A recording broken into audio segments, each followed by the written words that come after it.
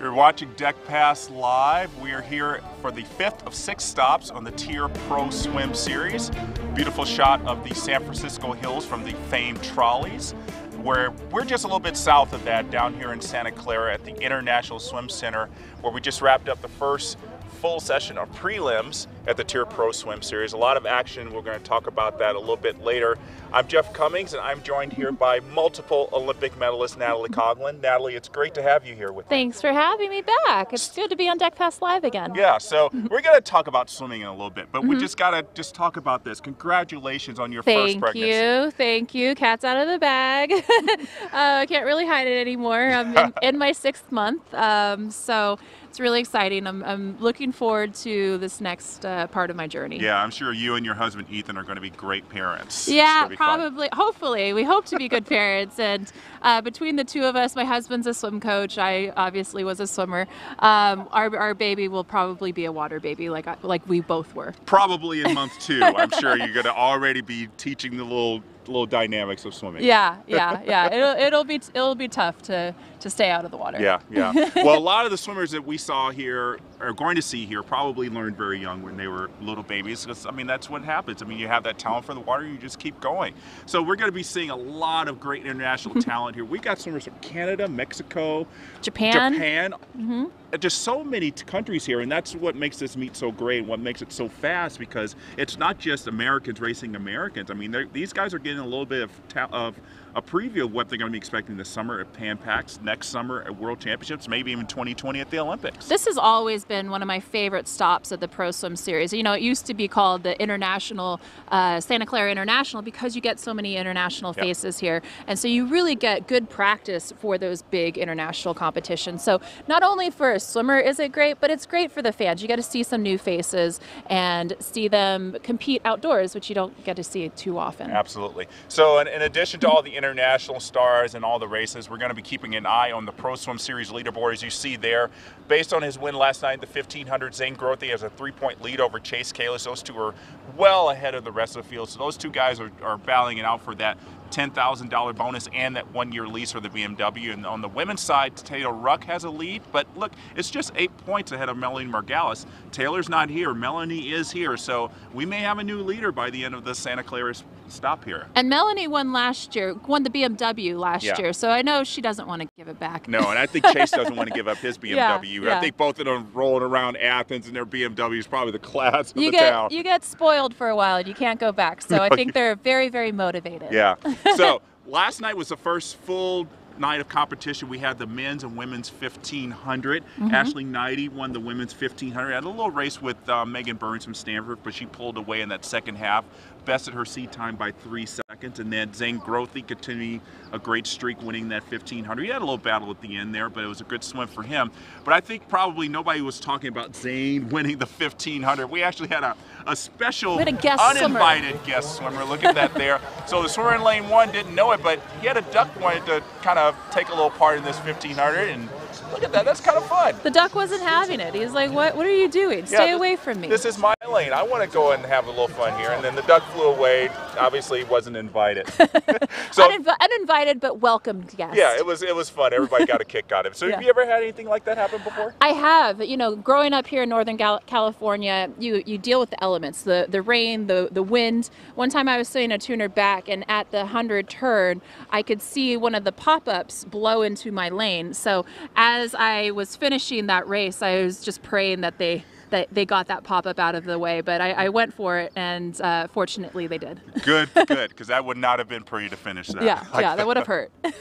All right, so we had, as I said, our first full prelim session, and one of the big stars of the meet was Ryan Lochte making his debut at the Pro Swim Series, his first race of the 200 backstroke. As you can see there, about a 10-meter lead over the rest of the field. He was in one of the earlier heats and just really took it to the field. Nice even pacing. He was out in 59 and didn't let up. I think he was trying to just feel things out because he hasn't really done the 200 backstroke in a while. It's really nice to see him be so far ahead and not completely shut the race down. In the past, he would have probably shut down, but you see him really pushing the finish, really working hard, really practicing his race, which is so important. And he finishes this 200 back very, very well. And tonight he will have a big, big race. Yeah, it's going to be a really big race. And that's a good time. 2:00.34 for a prelim swim. Not too bad. I think he was pretty happy with that. We're going to show an interview I did with him after that race, and he talked about that 200 backstroke. And, you know, I think he's just glad to have that 200 backstroke prelim under his belt. He knows he's got a tough race. He's got Ryan Murphy, the reigning Olympic champion, Jacob Pebley, who's been rising, Raisuke Irie from Japan, who's always been one of the best backstrokers. I can't wait to see this mid-stroke backstroke tonight. That is going to be a really, really great race from all 4 competitors. Yep. You know, Ryan's probably a little tired from Mel Sajak, or maybe he got a little bit of a break from Trady. You never know. Yeah. So another race we've got to watch is that men's 100 butterfly, because we have the reigning world champion Caleb Dressel, who at the World Championships last year almost broke Michael Phelps' world record. So remember, this pool here in Santa Clara is a 9-lane pool. So Caleb is in lane 5, 5th from the top. Actually, I think he's 4th from the top. And really just not going out as fast as we usually expect from Caleb. Yeah, well, you know, I kind of alluded to this with his teammate Ryan Lochte, but Caleb trains under Coach Troy at Florida, and so mid-season they just get pounded. They're working very, very hard. They're probably, I would assume, tired, so right. you know, he probably is swimming a controlled race, trying to conserve his energy where he can, but I wouldn't be surprised if he pops off something very special tonight. Yeah, he looked like he was just kind of feeling things out the first 50. As you see there, he's really trying to catch up to the field there, and when you're the reigning world champion, you don't even want to lose a prelim race, and he almost got the win there. Nice finish there. So a lot of 53s in this on the top 8, top 9 in prelim. So I think Caleb knows, you know, he's going to have to really put together something special. That's going to be a great race. It was a really strong field this morning. I'm really looking forward to the top 9 final. Yeah. So we talked about a couple of the men who are going to be swimming. Natalie, who are we expected to see from the women tonight? Well, we have some really big names. We have Kelsey Dahlia, we have Leah Smith, Katie Ledecky, Lily King, just to name a few, you know, world record holders, Olympic gold medalists. Yeah, I think that's going to be a really exciting race. Pretty stacked on that I think side. a lot of the people who are going to be coming here tonight, they really want to see, especially Katie Ledecky. I mean, she's from right around here in Palo Alto. She swims at Stanford. And, you know, it's at this meet, you always could see a lot of superstar action. But, you know, Katie Ledecky right now is really the big face of USA Swimming. And I think everybody wants to have that opportunity to see her race whenever they can. She is so fun to watch. She is so fun to cheer for. She's amazing. You know, she just broke a world record mid-season in the mile 3 weeks ago. I can't wait to see what she does tonight. Yeah, so you guys definitely, if you can, come down here to Santa Clara at the International Swim Center and watch Katie Ledecky and others race, and you'll be rewarded with some autograph opportunities. You'll be able to get some autographs with any of these people. I mean, it's great that the fans and the swimmers kind of mingle together. So, you know, if you're nice and you ask nicely, most of these people will give you an autograph. You could probably even take a selfie with them. See all the giveaways tonight. You'll be able to get a stadium seat cushion, which, you know, you'll definitely want to use in these seats here. So come on down here. Final start at 5 o'clock. You don't want to miss all that. All right, so we're going to take a little break, and when we come back, you're going to see my chat with Olympic gold medalist Ryan Lochte.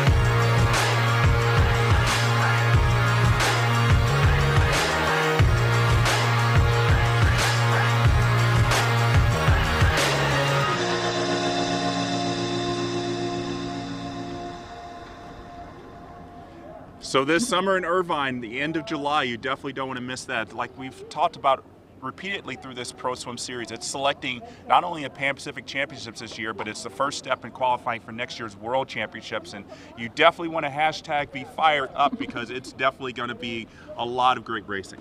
It'll be a lot of great racing. We're choosing so many teams. It's a really important year. 2 years out of the Olympics, you really want to set yourself up for the next next little push towards Tokyo. So nationals will be a very, very fun one. Yeah. So one of the people we're going to definitely see in Irvine is Ryan Lochte. He's been a staple on the national team for, gosh, almost 15 years now. And as we said, this is his Pro Swim Series debut, and I had a chance to talk with him right after his 200 backstroke. So Ryan, it's good to see you. Welcome to Santa Clara. Yes, thank you. Thank you for having me. So 200 back today. Talk us through that race. I mean, I haven't done 200 backstroke in a long time, so just getting that race, being out here in California in this perfect weather. I mean, it's good to get a good race in. I finally made it back to finals, so that's good. You're swimming outdoors here, and I know you train outdoors a lot in Florida. And a lot of people that probably don't swim outdoors a lot probably want to know if you have any secret for not running into the lane ropes when you swim outdoors. I'm still trying to figure that out. Yeah, I can't quite stay in the middle outside. I kind of do a ping pong throughout the race, so I'm still trying to learn how to stay straight. See, everybody has to learn something. Even Ryan Lochte has to learn how to swim better. Yeah. So I know you're focusing on the 200 back final tonight, but I know part of you is probably back in Florida where your son's turning 1 year old today. Can you believe that? He's a year old? I seriously, I can't believe it. I just remember like it was yesterday of me taking him home from the hospital and just holding him. It's just, and then I'm not there for his first birthday. It kind of makes me upset, but anything I do in the water, it's for him. So you gonna FaceTime or anything? Or is Mom holding a birthday party for him? We're gonna have a birthday party when I get back. It's gonna be a pirate theme, so that will be fun. But yeah, I FaceTimed him already like 3 or 4 times this morning. I do it every time I'm away from him or the family. I FaceTime him like at least like 6 or 7 times a day. So that's really cool. It's cool that you're going to be having a birthday party for him when you get back. Yes. Has he come to a meet, watch you swim yet? Not a big swim meet. No, he has not. He's been to practice and watched me. I don't know if he was really watching me. But yeah, hopefully this summer he'll be able to watch his dad do what he loves to do. Yeah. Speaking of this summer, I mean, it's a big summer. I mean, normally it's just, you got to make Pan Packs, you got to try to make World Championships next year. But, is there any added pressure for you knowing that, you've also got to get back on the national team? No, I've never really had pressure. I put pressure on myself. I'm just going out there and just going to have fun racing and just hope for the best. The work that I've been doing this year, I just know it's going to pay off. What's it like getting back in the water with Coach Troy in Gainesville? It was hard. It was so hard. I mean, after 2012 is when I left Florida and I went to Charlotte. I mean, I basically kind of took 6 years off of swimming to where I used to be of training every day and training really hard. So coming back and being 33, coming back and racing these like Caleb Dressel every day in practice, just getting my butt kicked.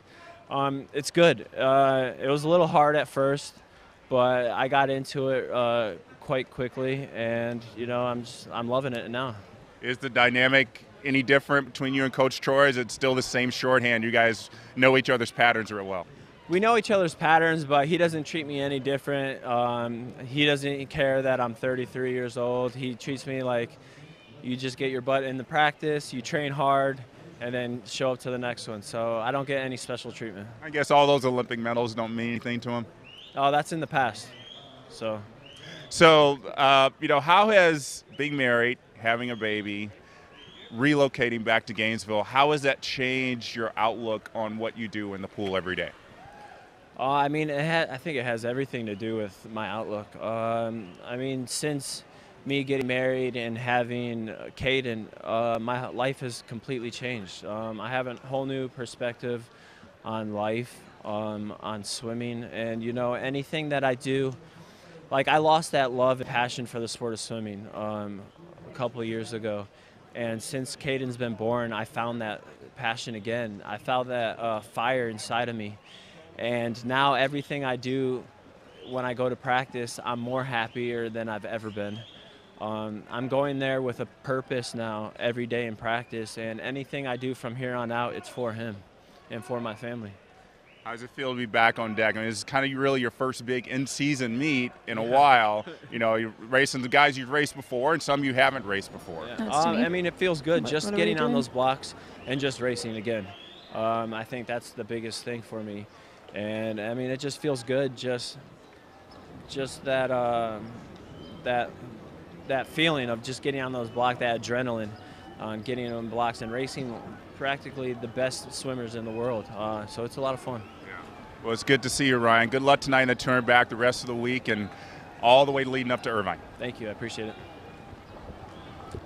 So that was Ryan's interview with you, and it's so good to see him back in really good form, heading in the right direction.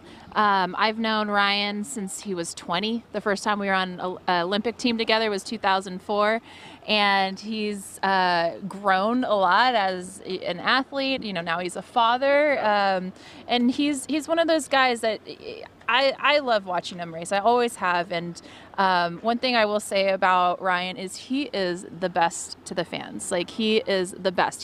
He's so generous with his time, and at a meet like this where swimmers and athletes or swimmers and spectators are sitting together, you know, after his race, go up and say hi. Go up and get his autograph. He's a really fun one to cheer for. Yeah, I remember him in Mesa one year. Like, the session was over in finals, and he was there for an hour. Just would not leave until everybody got the autograph that they wanted. And that's something that you really like to see in an athlete that's not, you know, obviously it's still an important meet. You want to be able to race well, but you know that, you know, these people came probably a long way to be able to just, for just 5 seconds, just to say, Ryan, you're the best. Thank you for this autograph. I've seen him do that at Olympic trials in between a double. Like, he is amazing and so generous with his time. So he's always someone that I've truly really enjoyed as a friend and as a competitor. I love to watch him swim. Yeah. So again, we're going to see Ryan tonight in the men's 200 backstroke. You definitely want to tune in to NBC Sports at 5 p.m. Pacific time.